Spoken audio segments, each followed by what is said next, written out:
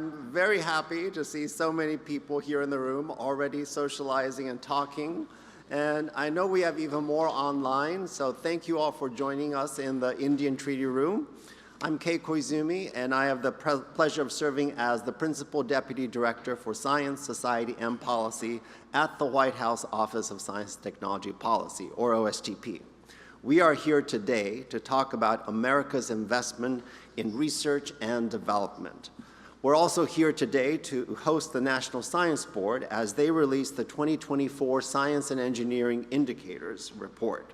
For a lot of my career, I've been a major user of and contributor to these reports and the other high-quality products of the board and the National Science Foundation's National Center for Science Engineering Statistics, or NCSES. So this is a particularly great day for me. Today, first we will hear from Arati Prabhakar, our Assistant to the President for Science and Technology and the Director of OSTP. Next, we will hear from Dan Reed, Chair of the National Science Board, who will present key findings from the 2024 Science and Engineering Indicators Report. Then we will hear from Nani Coloretti, the Deputy Director of the Office of Management and Budget, or OMB, about the President's fiscal year 2025 budget that was just released on Monday. Nani will be joining us in this room as soon as she's able because it is budget week and she's been having a busy week.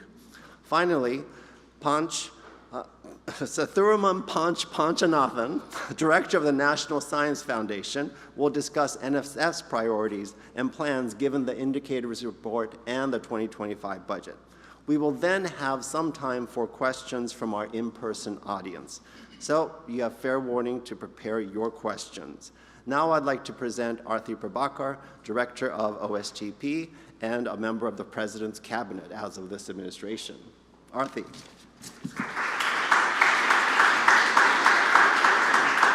Thanks, Kay. Thank you so much. Hi, everyone. It's great to see you. Welcome to the White House. If you peek through, you get the best view here. It's terrific. And I know we're live streaming, so welcome to the folks who are online as well. As Kay said, today we are happy to host the National Science Board as they're releasing Science and Engineering Indicators. It happens to have landed the same week that the President's 25 budget has come out, and so we'll also touch on what that means for R&D with a continuing strong commitment there.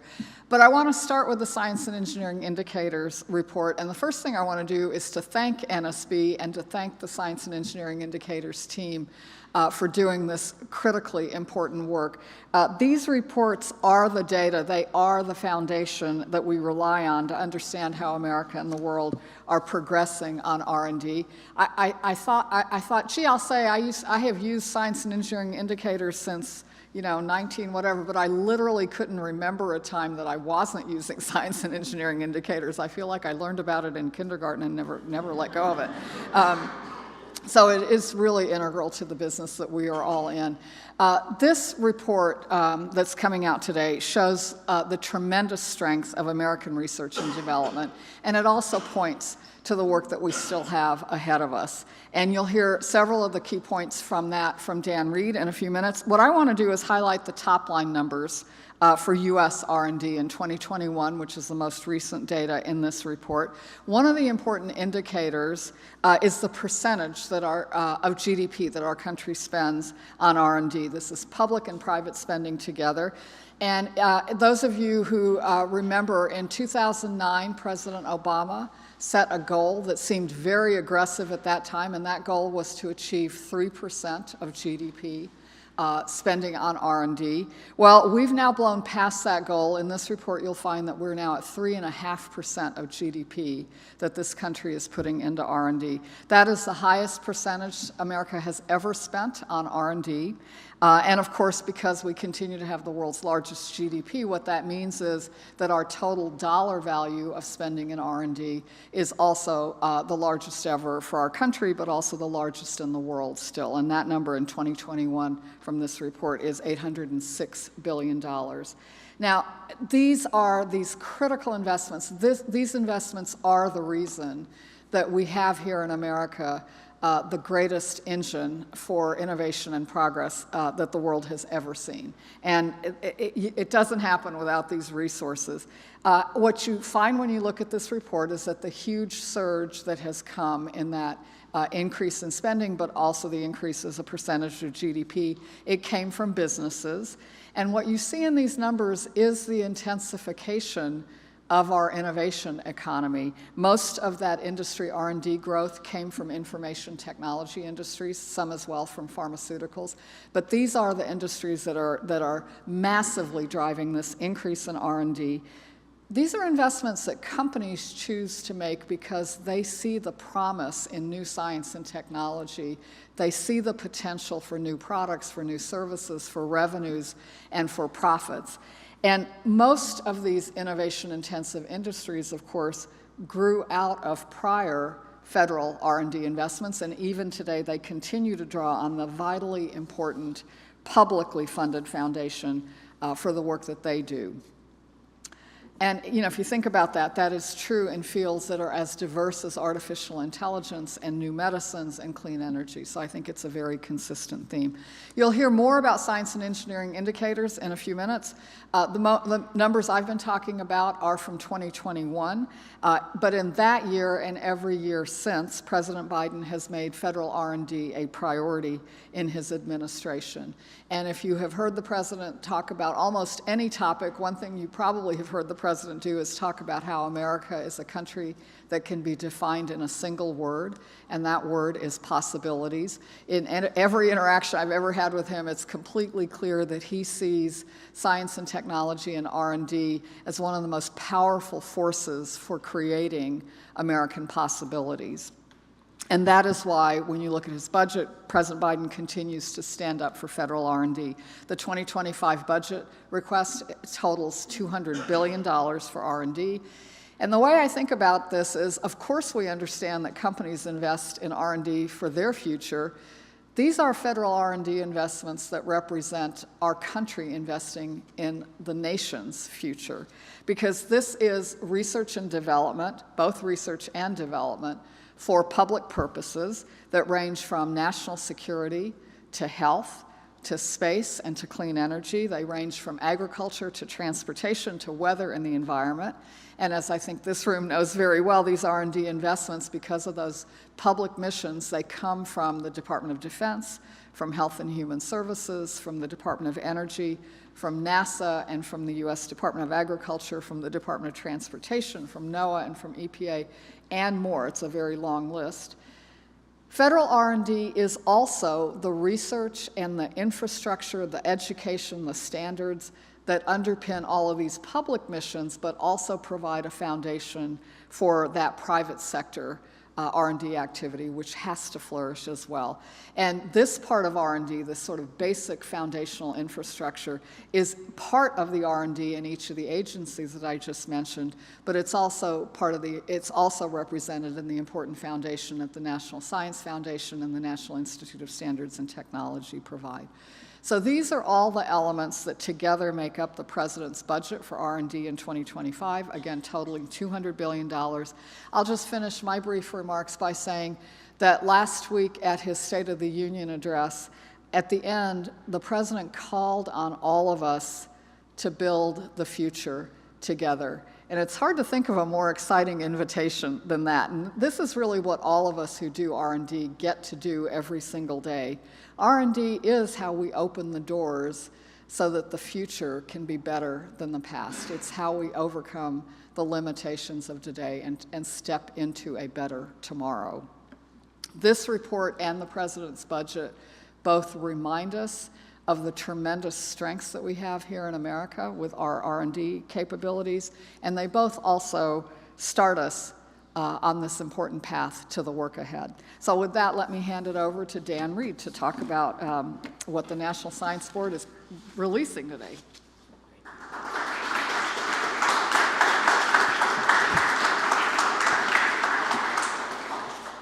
So I trust you all grabbed one of these on the way in. If you haven't, there are copies outside. Those of you who are online, you can also find them online. There is a wealth of data, far more than I'm going to talk about today in the report. So thank you, Arati, for that inspiring introduction. As she said, I'm Dan Reed. I'm chair of the National Science Board, and I'm delighted to be here today to represent the board to fulfill an important legislative function. Congress charges the board to, quote, render to the President and the Congress a report on indicators of the state of science and engineering in the United States, unquote. So it's an honor to share our report's findings with the administration, with the Congress, with academic and industry leaders, and with members of the public. Indicators, as Arati noted, is prepared by the National Center for Science and Engineering Statistics, or NCSES, under the guidance of the National Science Board. It's the board's flagship product. It's policy neutral, gold standard data, reliably and rigorously analyzed.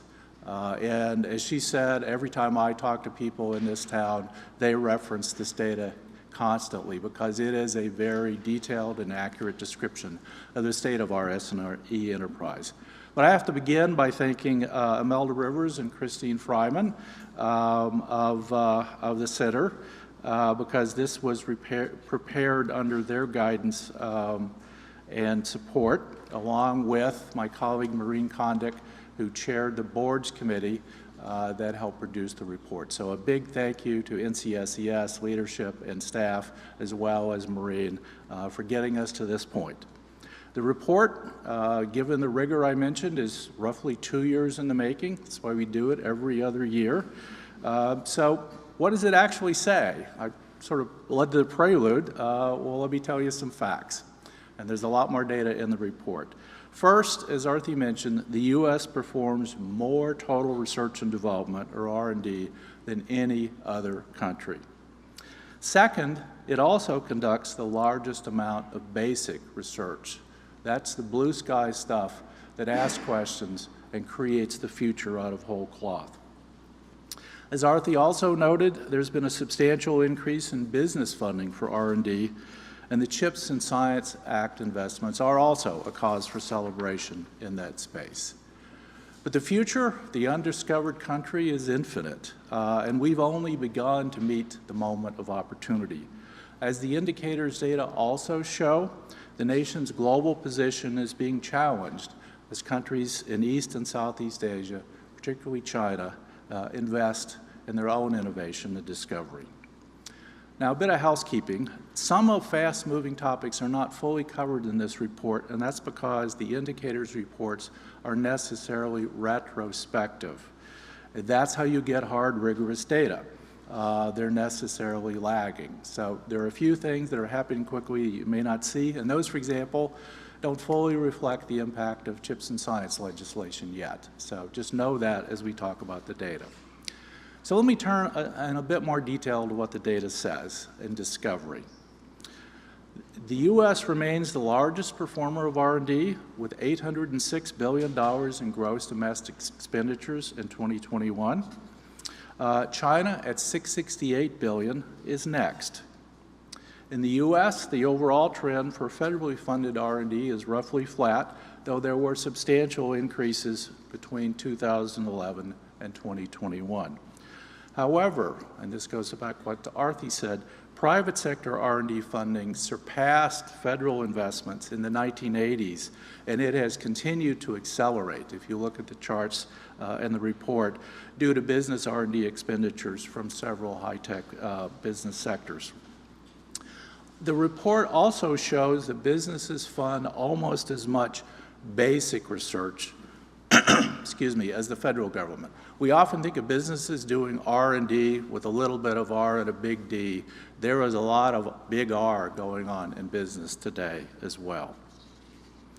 So what about translating these discoveries into industry and societal impact? With a lot of metrics in the report, but I'm going to talk about just two today, publications and patents. On publications, although China is now the top overall producer of science and engineering articles, the U.S. has the greater share of the most highly cited publications, with the proviso that China's growth in high-impact articles is also outpacing its overall growth, so that delta is shrinking. Let me turn to an area that is all over this town and all over the country, artificial intelligence, right? It's the meme of the day. So what about publications in areas such as AI? Well, the data shows that from 2003 to 2022, that the U.S. and China are the two largest publishers of AI research. And researchers from China authored approximately double the number of AI-related articles as researchers in the U.S. However, collaborative research between the U.S. and China resulted in the largest number of co-authored articles of any country pair. It speaks to international collaboration. Turning to international patents, China is the top overall producer of international patents, and it recently surpassed the U.S. So what enables discovery and innovation? We all know the answer to this. It's people. It's educated talent. Those are the transformative forces that drive our future and on which the U.S. R&D enterprise rests. So I'm going to switch gears just a little bit now from presenting data from the indicators report and its policy-neutral summaries to sharing a few of the board's priority foci that have come out of the Vision 2030 strategy document that we produced in collaboration with NSF. And I'm going to talk a lot about talent development. So a couple of recommendations, and I think Director Panchanathan will probably amplify what I'm going to say about this. First, we believe we must increase the flow of domestic talent into the STEM workforce. And second and related, we must continue to attract and retain STEM talent from around the world. Why? The STEM workforce is now 1/4 of the total U.S. workforce. 1/4. That's 37 million people. And this includes about 18 million workers with at least a bachelor's degree who use STEM skills every day, but an even larger number, 19 million, without a bachelor's degree. These are what we call the skilled technical workforce. And there's a shortage of both.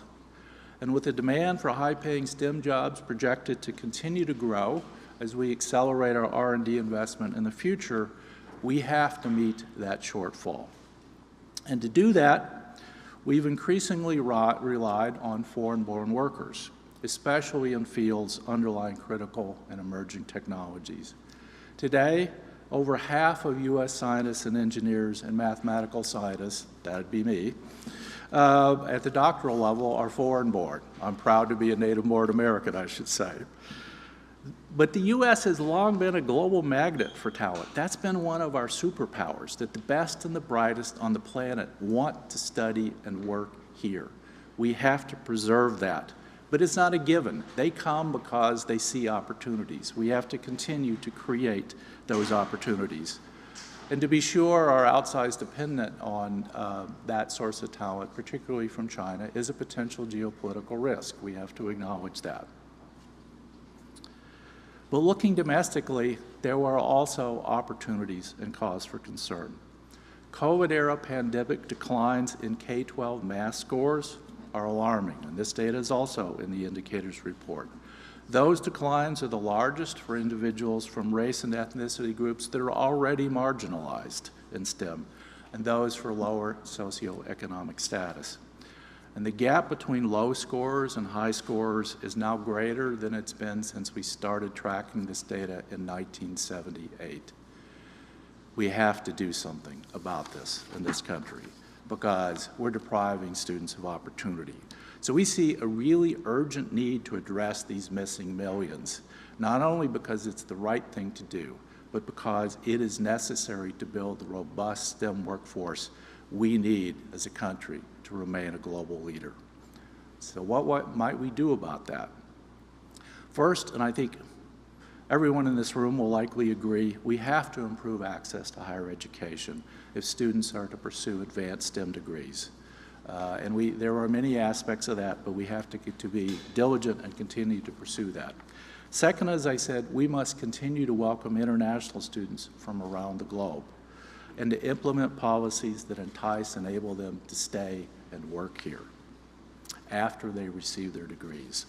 And this includes not only the traditional sources, but also students from low and middle income countries that are building their R&D enterprise, and they're poised to become our global collaborators. So how we broaden that base.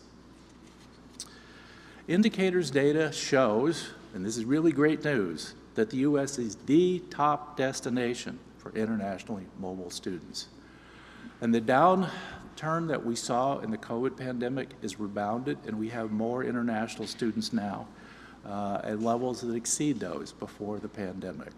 But we have to ensure that remains true. Finally, there's an enormous need and a great opportunity to expand the skilled technical workforce, or STW. As I said, these are the STEM workers without bachelor's degrees. And here's a factoid to sort of put this in perspective. Depending on the state, those STWs, they're as high as 17% of the overall workforce. And the shortfall of those limits economic productivity across the country, and particularly not only in industry, but also in government. And this is a place where community colleges and technical schools are really key to building and expanding this workforce. Putting it all together, only with a robust and concerted effort to develop our domestic talent and to welcome foreign-born talent, alongside leadership in basic research and investment in critical and emerging technologies, can we ensure the U.S. remains what we all want it to be, a global science and engineering discovery powerhouse. I'll end with a version of what Arati said, referring to President Biden's speech. This country was built on dreams. Big, bright, powerful dreams. And commitment and action to turn those dreams into a reality. We have to continue to dream big, not to accept less, but to imagine more, and act collaboratively and together to secure that future, not just for ourselves, but for our children and our children's children. So what I've shared today is just a small sampling of the incredible wealth of data that's available in the full indicators report. I encourage you to go look at the online suite and mine that for additional data. The NCSES staff and the board stand ready to help anyone who's interested in understanding that data or looking at different correlations than the ones that we presented in the default reports. And with that, you were there, great. I'll turn the floor to Deputy Director of OMB, Nani Coloretti.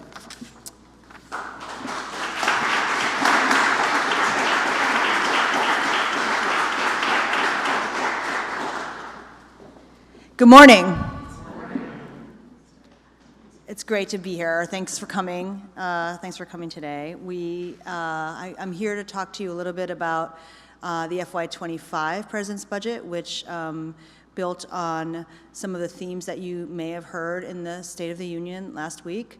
But I also know that there's a disappointing FY24 set of things happening, so we're not blind to that, but I do want to highlight for you the President's commitment to research and development a little bit, so you can understand our views on this and what we're stepping forward with, and what we stepped forward with this week.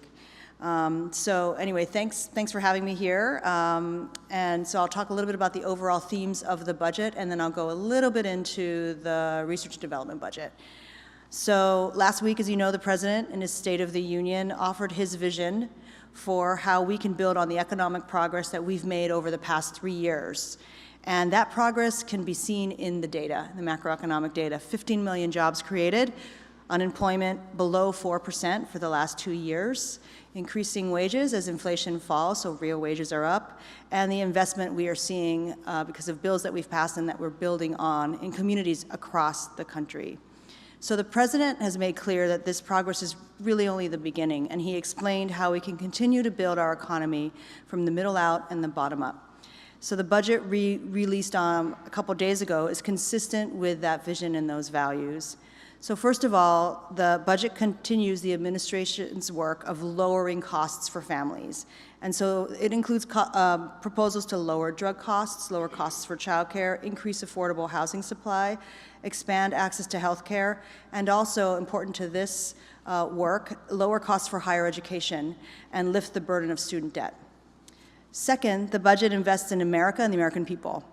So it's continuing to grow the economy. It invests in all of America by supporting America's workforce, boosting manufacturing, providing national paid leave, advancing cancer research, making our communities safer, and confronting the climate crisis while spurring clean energy innovation. Third, the budget reduces the deficit by about $3 trillion by making our tax code fairer. So it reproposes policies that we've proposed before, such as requiring billionaires to pay at least 25% of their income in taxes and raising the corporate tax rate to 28%.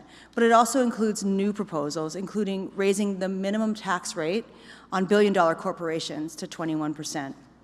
And fourth, the budget strengthens and protects Social Security and Medicare.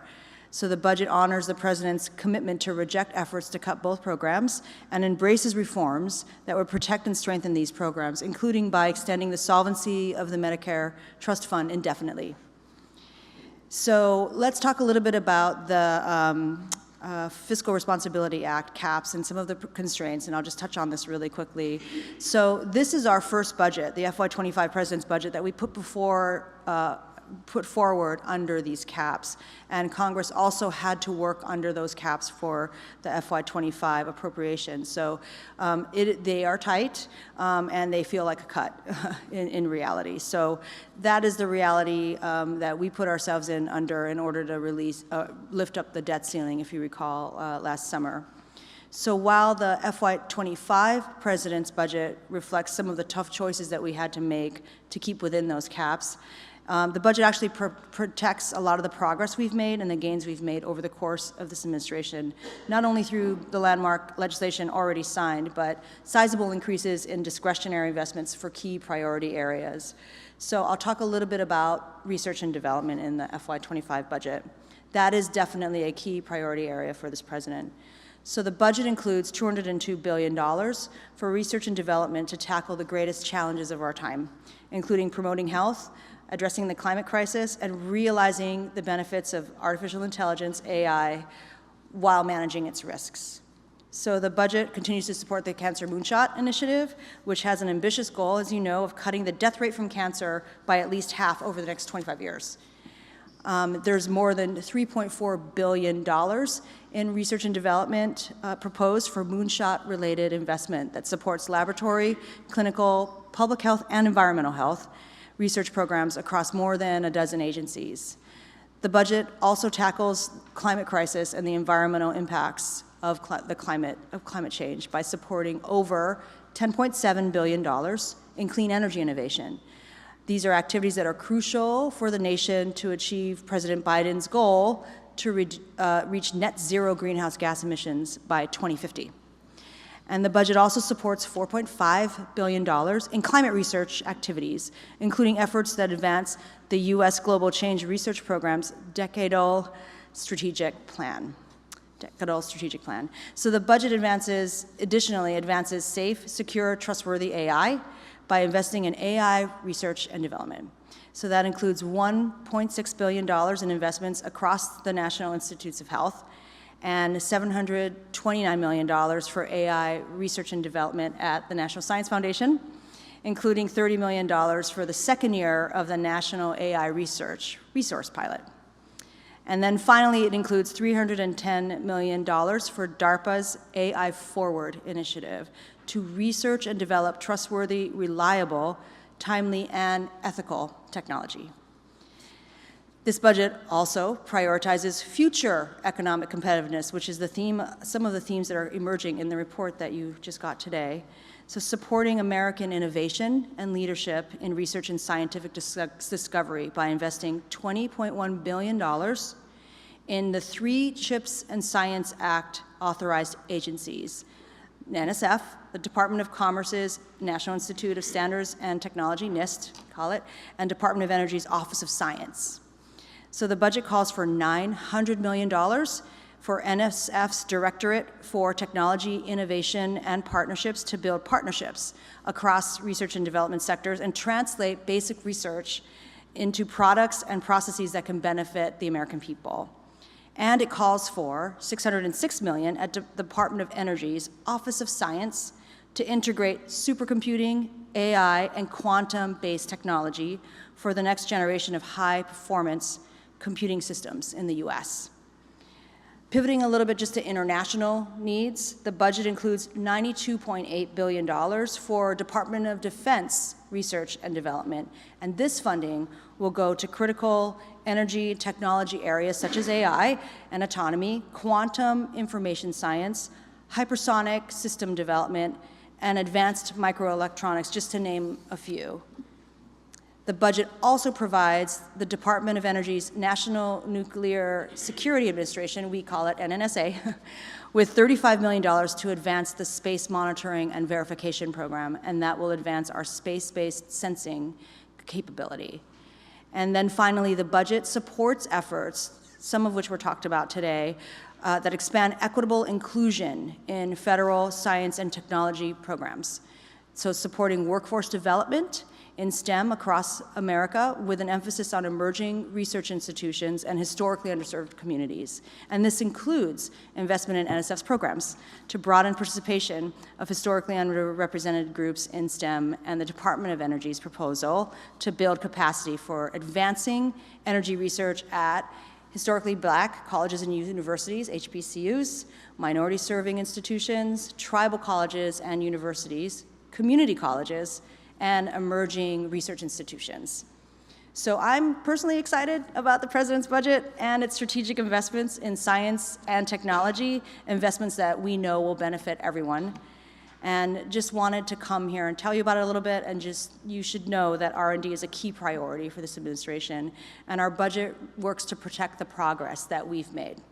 So thank you for having me today, and I think Punch is next. Okay, thank you.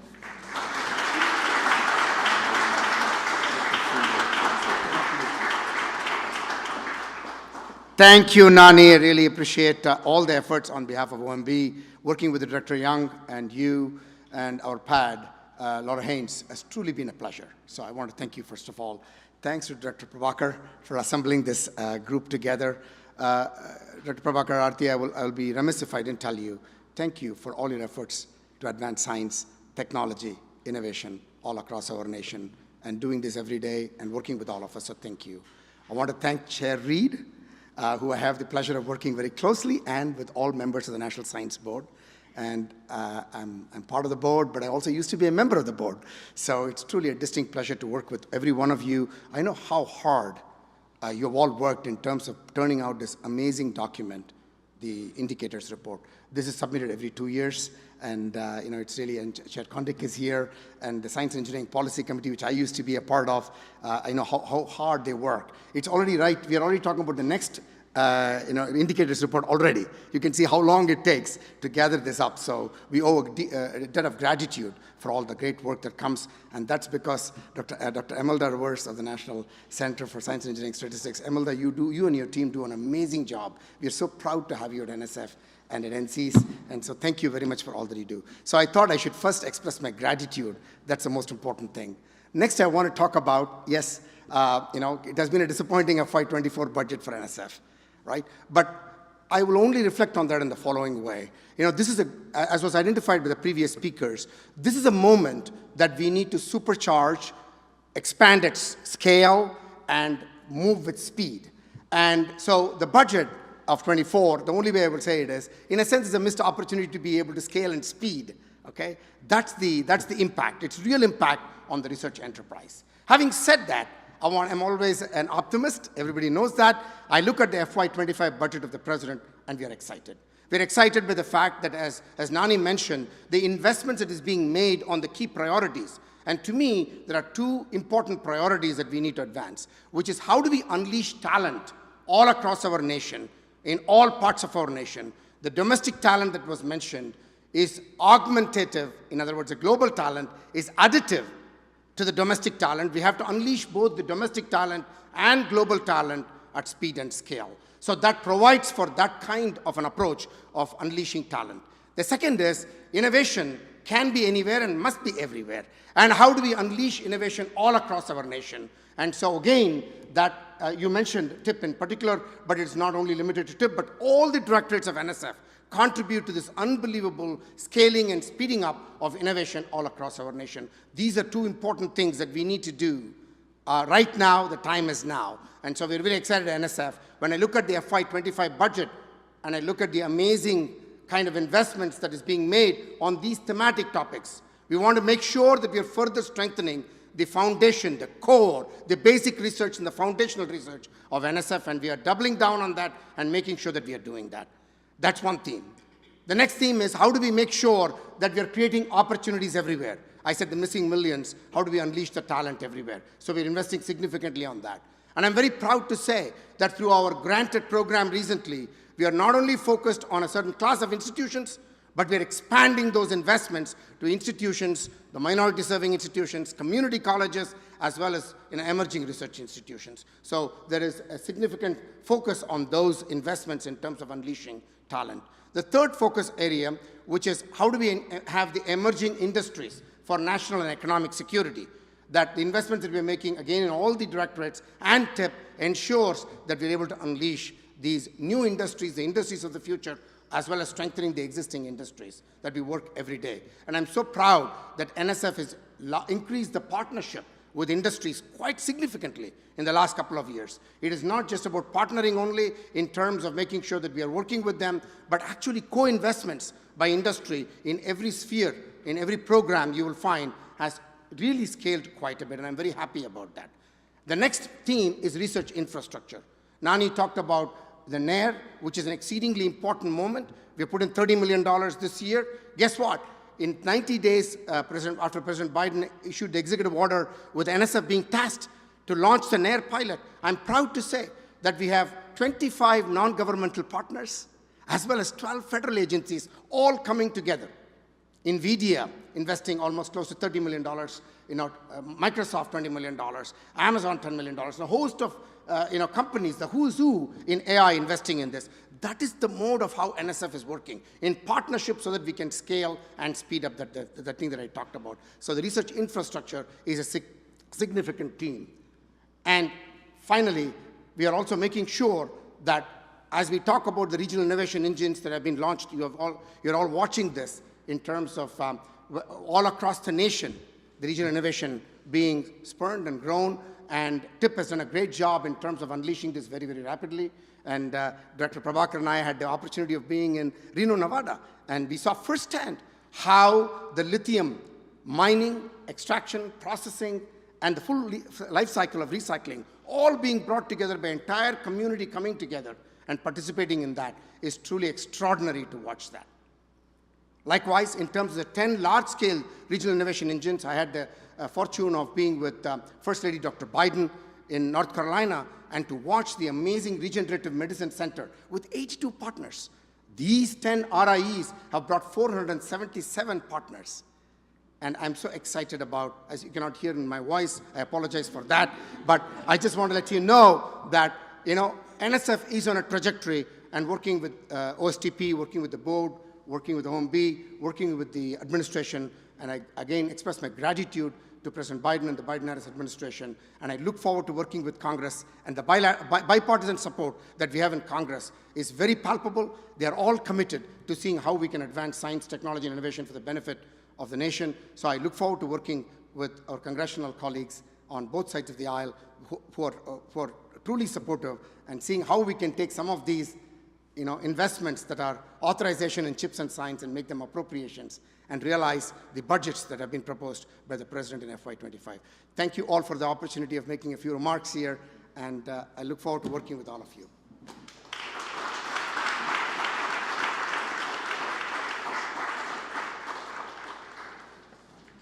Well, thank you. Now, I am optimistic, and I am going to try to have a louder voice for this question and answer session that is to follow. So it's my pleasure to invite the speakers to come to the chairs, and I have, several colleagues who will have microphones to bring to you, and let's see. Let's do this question. If anyone has a question, please raise your hand, and I will call on you, and we will have a question and answer session. Anyone? Yes. And while we wait, I'm very happy to say I was doing the math, and I have been a user of indicators since 1993. So it's a while. Thank you for the opportunity to ask questions. So I'm Tracy Camp. I'm the CEO of the Computing Research Association. And I wanted to talk about the number of PhD degrees that are being awarded to domestic students. So in computing, the number of PhD degrees that have been awarded has not changed much over time, but the percent of PhD degrees awarded in computing to domestic students has decreased pretty substantially over the last 10, 12 years. Today, only about 60% or 40% of PhD degrees in computing are going to domestic students. So basically, we are not retaining our best and brightest into doctoral programs in the United States for computing, and this is true, I know, in some other STEM fields as well. So CRA, Computing Research Association, we're very interested in trying to help solve this problem. We would love to see PhD fellowships for juniors, our best and brightest juniors, to retain them into graduate programs, to give them a path towards graduate programs before industry descends their senior year. And I was just wondering if this is a way to unleash the talent, the domestic talent that Panch mentioned. Is this a path forward for the U.S.? Is to think about, think about juniors and fellowships for juniors into PhD programs? Sure. I think this is a very, very good point. I think more, you'll notice that the research, I'm speaking from my personal experiences, research experiences for undergraduates, and ensuring that we have more of the students, domestic students, being motivated to take on research is an investment is really very, very well worth made. So the modus operandi of how, whether it is through a fellowship or whether it is through the the REU programs of investment, I think it also behooves the academic faculty members to make sure that they are engaging with the undergraduate students. I used to have a number of them in my own research center, and many of them did go to do PhD and achieve great things. So in this day and age, it's very important to do a couple of things. One is, how do we ensure that? The second thing is, how do we make sure that these fellowships at the graduate level are competitive? And so that when they are contrasting it against what it takes for them to go give up the industry job and having to pursue PhD with a passion for doing a PhD, that we are doing enough in terms of ensuring that those stipends are at a higher level. At NSF, as you know, in the last few years, we have raised the stipend from $34,000 to $37,000 for our graduate research fellowship program. We have also increased the education supplements that we are providing so that we are showing that we are really serious about ensuring that people are not staying away because of these challenges. But that's not enough. That's not enough. We need to do a lot more. And I'm confident that in partnership with the industry, because this is a joint problem. Industry is also benefiting from these PhD doctoral candidates that come out of academia, as well as academia, of course. And so what we might do with industry in terms of fellowships that are with industry is something that NSF will be exploring more into the future. So full disclosure, of course, he and I are both computer scientists, so this is a topic personally near and dear to our hearts.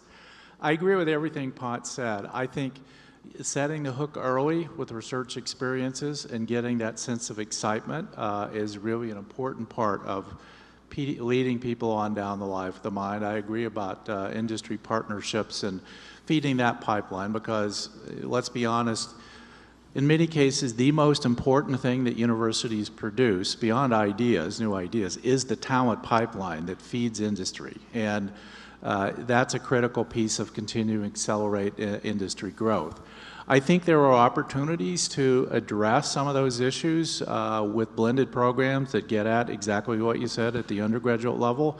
But I will say honestly, if you look at our graduate research fellowship program at NSF and the percentage of students we fund relative to the number of students that are highly meritorious, we're leaving a lot of talent behind. If we had more resources there, we could put more money into creating adequate stipends, and you alluded to that. That is also an issue that our best and brightest, when they see this economic disparity between 6, 8, 10 years of graduate education and income lost versus the opportunities in industry, if that skews too much, yeah, the money does matter, and we have to be realistic about building some different kind of partnerships to address that. So I completely agree.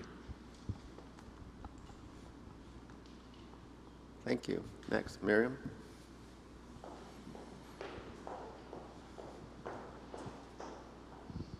Hi, Miriam Quintal, Lewisburg Associates, also one of the co-chairs of the Coalition for National Science Funding. Thank you all so much for your remarks today. Back in 2018, the board put out, just after the science and indicators came out, science and engineering indicators came out that year, a resolution that we expected China to surpass the U.S. at the end of 2018 in global, in domestic R&D expenditures. And I was just wondering if you all could comment on the good news we see in this report, that China did not surpass us in 2018, and they have not surpassed us now through till 2021. And what do we think changed in our, that we weren't expecting back in 2018? And what did we successfully do that we need to continue to do, especially as we face, once again, that we faced in that era of constrained budgets, and how can we avoid so we don't set ourselves on a bad course again? I think that's a really interesting observation, because I think we've all been waiting to see when those two curves cross, and they haven't crossed. So I think it's worth peeling that. A couple of things happened. One thing that's critically important is that our total investment in R&D in America has continued to just grow faster than GDP. It's even more intense than the GDP growth. That is driven by our industry spending in R&D. And again, I think it really reflects everything from a macroeconomic environment that causes companies to feel bullish about the future, but also the fact that there are enormous opportunities coming from science and technology, including publicly funded science and technology, that they see they can turn into revenues and profits. So that has been the fundamental huge driver. Federal R&D has more or less stayed level as a percentage of GDP. It ebbs and flows with geopolitics and budgets and everything else. But the big story in terms of the growth and the intensification with the growth as a percentage of GDP, that's all industry. So number one, that's great for the country. It brings its own issues, but we want to make sure that the industry is able to continue to see that optimism, see those opportunities, and that includes making sure that that federal foundation is solid. That's very much how I think about the U.S. piece of it. I think it's worth noting that China and the PRC are also struggling, I think, with some of their own economic issues. And so, I think long history tells us that simple extrapolations of curves is not really the way the world unfolds. And I think it's still to be told. The final thing I'll just say on this is we've spent this conversation and many more all focus on the U.S. and China. One thing I think is quite notable is that the next most significant spending on R&D is the EU altogether.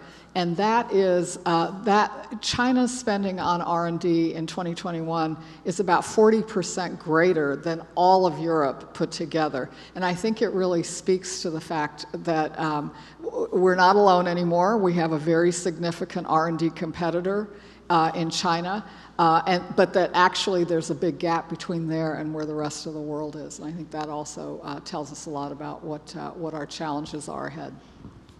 I agree with all of that. I'd add one other thing to think about, and obviously China has some economic issues of its own right now that are challenges. The other thing that we don't often think about is why do people want to come to the U.S.?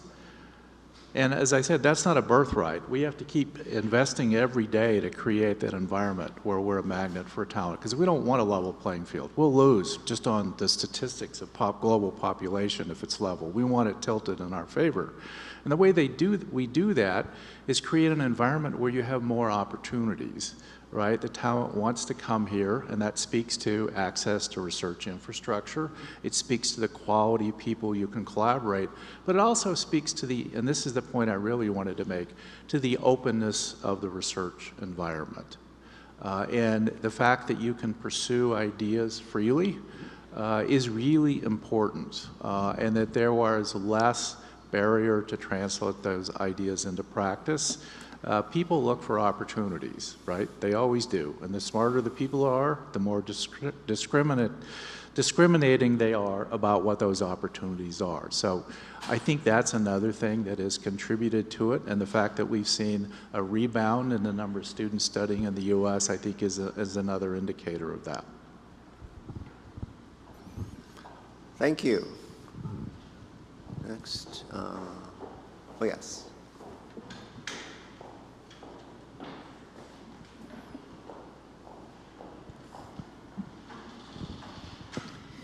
My name's Lisa Cooley. I'm the director of the Smithsonian Astrophysical Observatory, and I'm here representing Ellen Stofan on behalf of the Smithsonian.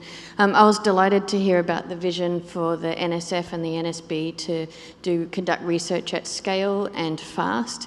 In terms of astrophysics, we are falling behind from the rest of the world, and we, like many other fields, we require large-scale infrastructure, and in particular the European Southern Observatory, which is a consortium of 16 countries, is currently building an extremely large telescope in Chile, and it's going to be done in 5 years, just 5 years. Chile there's now a site in Chile that's owned by China, and they can also build things fast and at scale. So we were really happy to see and delighted that the NSB has recommended a single US extremely large telescope to be built. And so the question I have is given the need to build and to conduct research at scale and fast, what mechanisms or what new processes does the NSF have in place and in order to build infrastructure fast and also to be able to attain the federal government funding required to build infrastructure fast like these other countries are able to do at the moment? No, thank you for asking that question. We are constantly at NSF thinking about what is the infrastructure that is needed to be keeping us in the vanguard of scientific discovery and exploration. This is a constant pursuit. It's not a one-time thing or a one particular infrastructure. It's every directorate, you may be familiar, every directorate has an advisory board, and they come up with recommendations from the scientific community as well as the decadal surveys like the Astro 2020 and others. Give us insights in terms of the key priorities that we need to prioritize. We work, of course, with the National Science Board as we think through how these things are then relatively prioritized within the agency as well as what makes sense for the scientific community.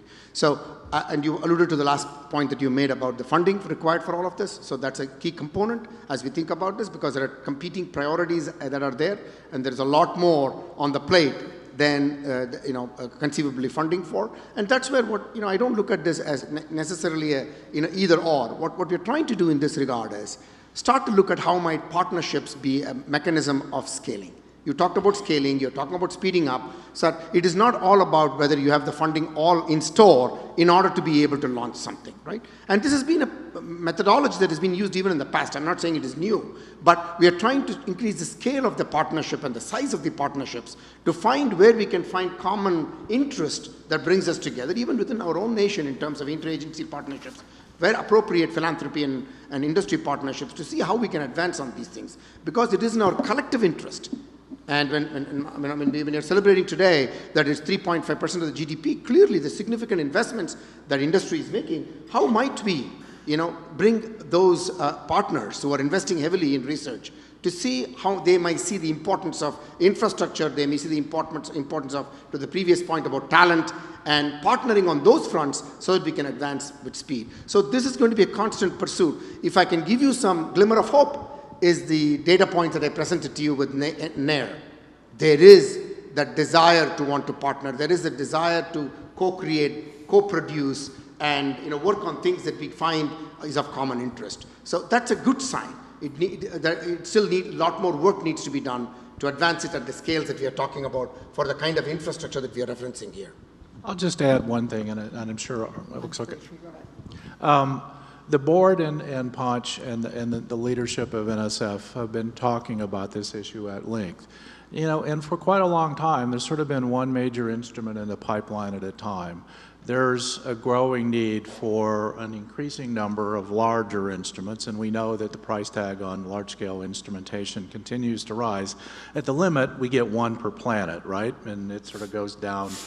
You get multiplicity as the costs go down, and so that speaks to the global collaboration. But mechanisms to do early prioritization and analysis so that there can be early feedback and changes in scope or plans, as opposed to these go-no decisions very late in the process after much time has been invested. We're working hard to try to think through the best ways to do that. I was going to key off of the topic of infrastructure more broadly, because infrastructure and facilities, I think, are such a key thing. I'm looking at the people in this room, and the voices that you have to explain how important science and technology is and why it changes Americans' lives, I think is vital to the support that exists across, on this end of Pennsylvania Avenue and on both sides of the aisle on the other end of Pennsylvania Avenue. And I just would ask that you continue. I know there's been good focus put on facilities and infrastructure, but I think we all need to recognize that that is the stuff that you take for granted until you don't have it, and then we've got a real problem. So I think that has to continue to be part of the conversation. Thank you very much, everyone, for joining us today here at the White House to talk about the future of American research and development. Thank you to our speakers for joining us today. And thanks to everyone for joining, and we have weekend reading to do. So thank you again to the board and NCSES for providing us, once again, data and volumes that we will use and use all over again, at least for the next 2 years, and then we'll have the next edition. So thank you very much. Goodbye, and well, we'll have a great week.